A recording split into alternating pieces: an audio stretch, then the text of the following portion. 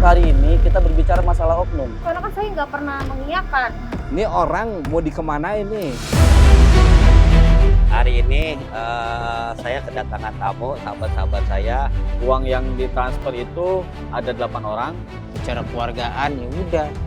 Itu kemarin baru jam 9 malam baru kelar. Apa membela mereka meskipun dengan resiko apapun, saya harus berhadapan-hadapan dengan siapapun.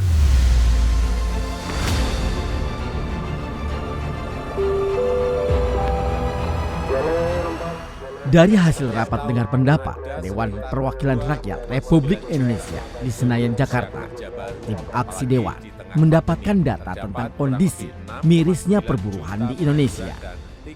Berdasarkan data inilah, kami bergerak untuk melihat lebih dekat kondisi di lapangan untuk mendapatkan informasi yang sebenarnya terjadi. Kerja sebanyak-banyaknya bagi para pencari kerja. Hanya untuk kepentingan investasi, bukan Saat kepentingan ini, rakyat. kaum buruh dihadapkan oleh berbagai persoalan yang semakin kompleks, dinamis, dan terus berkembang. Seiring dengan perubahan dan dinamika dunia industri di era globalisasi ini.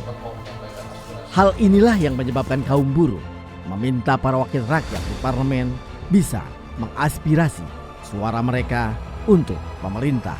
Tadi kawan-kawan dari Gebrak dan Aliansi Mahasiswa Indonesia, kawan-kawan juga Serikat Pekerja itu menyampaikan beberapa poin aspirasi yang disampaikan kepada DPR. Di mana dengan berbagai macam kenaikan ini berimplikasi dengan kebutuhan masyarakat. Kami sebagai kaum buruh tentu punya pengaruh dengan berbagai macam kenaikan itu.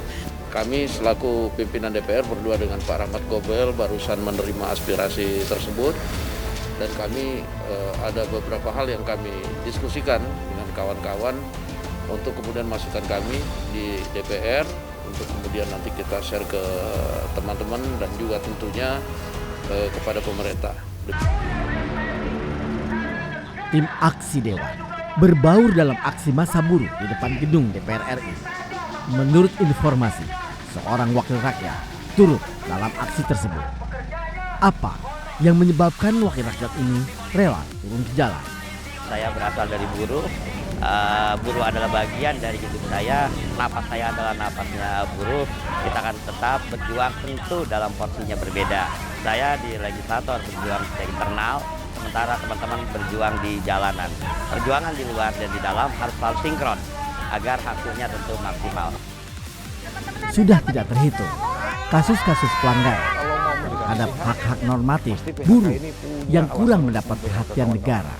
Dibiarkan tanpa ada penyelesaian yang jelas, juga tanpa ada tindakan yang tegas terhadap para pelanggarnya. Jadi sekarang orang banyak yang tergiur bikin yang namanya outsourcing begitu. Bang, yang selama ini berjalan, karena di perusahaan kita Sigar sudah menganut terkait masalah di saat mau masuk ke perusahaan itu tidak dipungut biaya. Memang betul tidak ada pungutan biaya, cuman untuk hari ini kita berbicara masalah oknum. Pekerja itu calon tenaga kerja dimintain duit tapi pekerjaannya belum ada. Itu yang sering terjadi. Bayar dulu duit. Tim Aksi Dewan pun bergerak ke wilayah Bekasi, tepatnya di Cikarang, guna menelisik lebih dalam sengkarut perburuhan di kawasan perindustrian Bekasi ini. 27 orang tuh, kali 6 juta tuh. Buset. Ya oke, gini aja lah, ente nanti kasih tahu Dari korban. hasil penelusuran inilah, Kang Obon mengajak kami melakukan pertemuan dengan masyarakat yang menjadi korban tindakan oknum agen pekerja di daerah Cikarang. Ada 8 orang dan yang 1 orang itu langsung beliau yang ambil cash. Ada yang bayar 500.000, ada yang bayar 2 juta. Kenapa? Saking butuhnya si pekerja, si lulusan baru untuk bekerja di perusahaan-perusahaan. Hari ini saya kedatangan tamu, sahabat-sahabat saya, para pencari kerja yang mereka itu situasi sekarang, apapun mereka lakukan untuk bisa mendapatkan pekerjaan. Karenanya mungkin nanti kita akan diskusi, kemudian kita akan laporkan secara hukum. Dari sinilah kami mendapatkan informasi tentang kerentanan permasalahan ketenaga kerjaan yang terjadi di wilayah industri terbesar se-Asia Tenggara ini.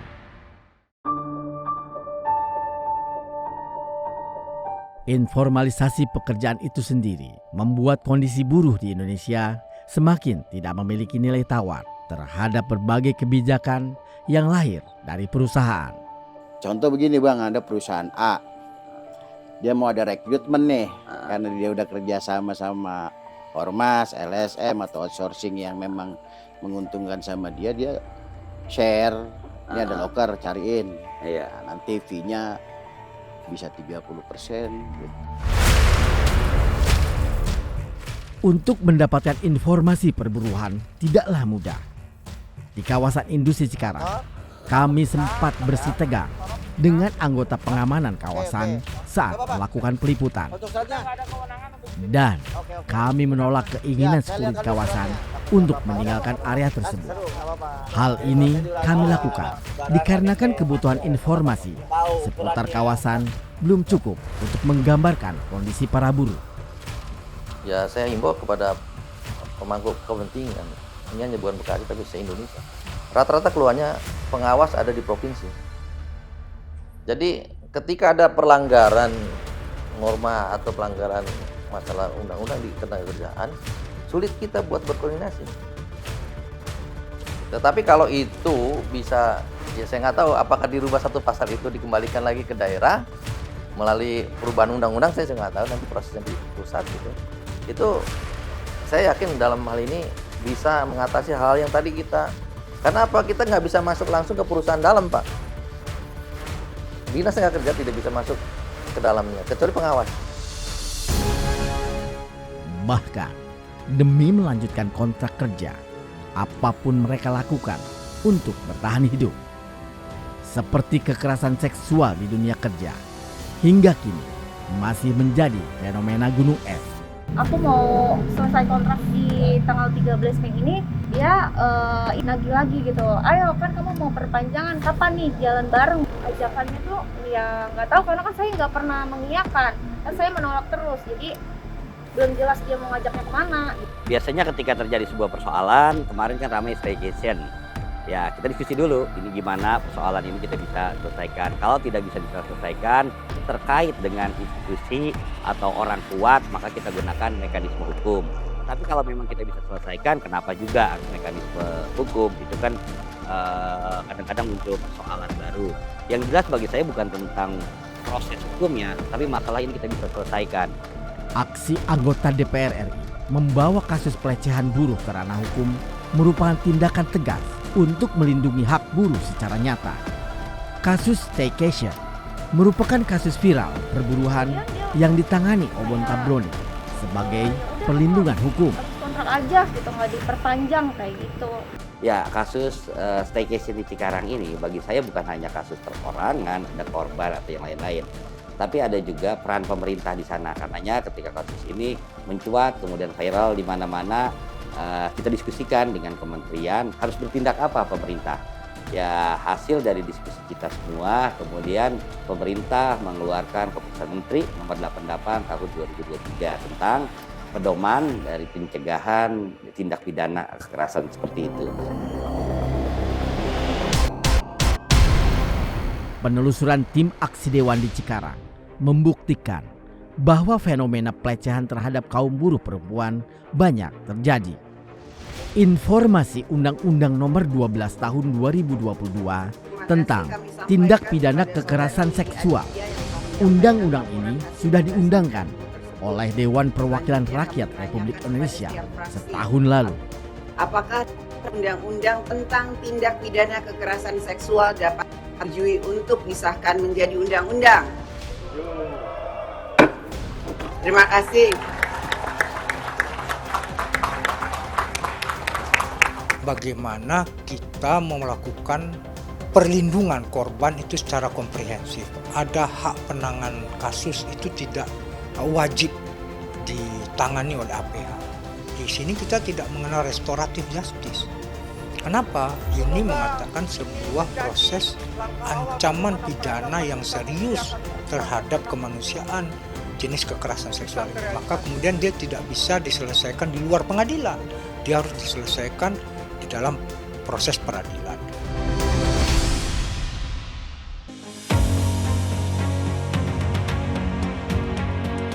Ketidakpastian hukum ini tidak saja soal hubungan kerja dan pengupahan, hingga banyak perselisihan ketenaga kerjaan mulai dari level perusahaan harus buntu dikarenakan tidak adanya persetujuan bersama terkait landasan hukum.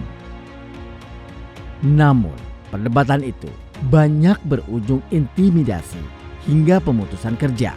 Ini orang mau dikemanain nih, warga Bekasi khususnya nih, gitu. Terutama yang angkatan-angkatan kerja lah, yang umurnya dari 19 tahun, 20 sampai 25 sampai 27. Saya yakin ribuan orang Bekasi itu ribuan, yang nggak kerja itu ribuan. Kami menemui salah satu korban yang di PHK perusahaan secara sepihak dikarenakan kecelakaan kerja.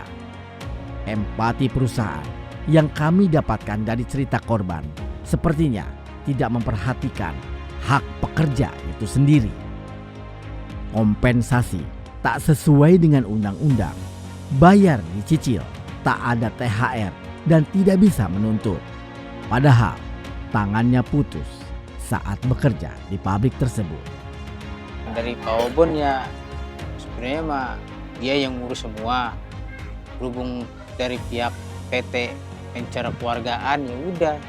Itu kemarin baru jam 9 malam baru kelar. Ketika ada masyarakat, ada pihak-pihak yang dirugikan karena ulah-ulah oknum seperti itu, saya hadir dan saya bagaimana untuk membela mereka meskipun dengan resiko apapun. Saya harus berhadapan-hadapan dengan siapapun, hadap pengusaha nakal, saya akan lakukan, saya akan lawan lah supaya masyarakat itu jangan dikorbankan. Pengalaman membuktikan bahwa selama masa-masa sulit sebelumnya seperti krisis 98 dan masa pandemi COVID-19, UMKM menjadi garda terdepan yang dapat bertahan dan menjadi solusi dalam menghadapi masalah ekonomi. Saya sadar bahwa tidak mungkin industri itu bisa menampung seluruh persoalan yang ada. Karenanya bersama masyarakat, saya membangun unit-unit usaha, kemudian mengembangkan UMKM dari mulai proses pelatihannya, kemudian bagaimana mendesain.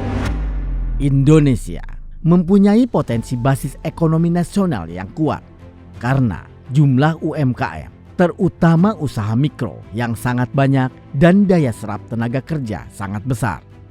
Saya mengusulkan ke depan Kementerian Koperasi justru bisa menciptakan usaha-usaha baru yang juga membuka lapangan pekerjaan di seluruh sektor informal. Tiap tahunnya, sektor ini memberi presentase yang besar dalam pengurangan jumlah pengangguran di Indonesia. Karena kalau pengangguran ini dibiarkan, dampak sosialnya tinggi sekali. Dia bisa berdampak terhadap persoalan kenakalan remaja, kemudian huru-hara, dan hal-hal yang lain yang merugikan.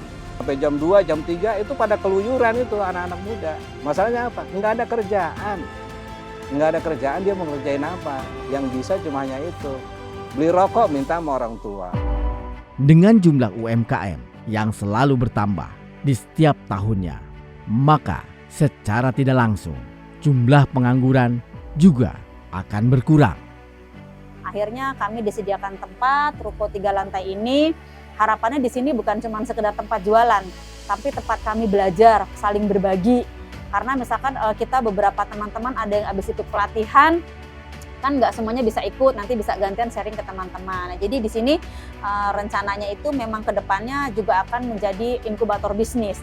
Dari mereka-mereka yang memerlukan pekerjaan gitu Bang, akhirnya kita tampung, kita usaha apa ya yang kira-kira sekiranya bisa dipekerjakan untuk mereka gitu Bang. Tentu peran dari Pak Haji Obon sebagai pemilik Voxi 22 sangat membantu sekali buat para pelaku usaha mikro ya seperti kami-kami ini, karena kita nggak dilepas begitu aja, tetap dibimbing, tapi tentu kita harus berdikari, harus belajar mandiri juga gitu kan, bagaimana kedepannya kita supaya jangan selalu berpangku tangan seperti